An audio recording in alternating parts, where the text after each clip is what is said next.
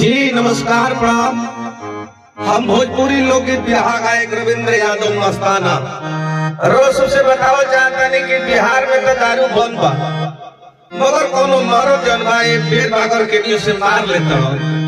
कवाड़ी खोलत है मेहरारू रात खून, जब घर में लात लगोले बड़न भूखे खाती तो मेहरारू कहती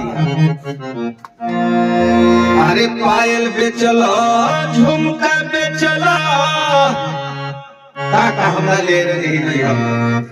पायल बेचला झुमका बेचला बेची देला स्कूटी। पायल बेचला झुमका बेचला बेची देला स्कूटी। माटी लगनू हो ए माटी लगनू हो तोहार पियल कहिया ले छूटी।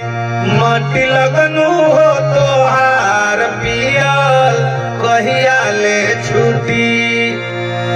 अरे हिलत हिलत आई जाला साझी खातू घरे, तहरा के देख के जीवा लागे हमर जोरे।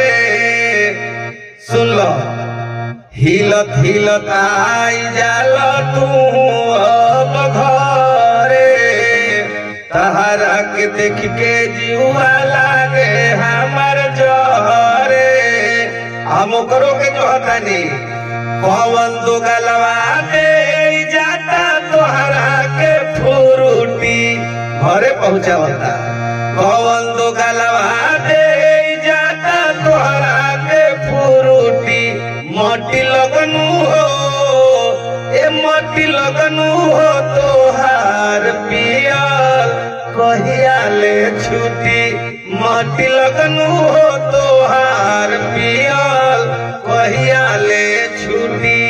सब लोग के नमस्कार।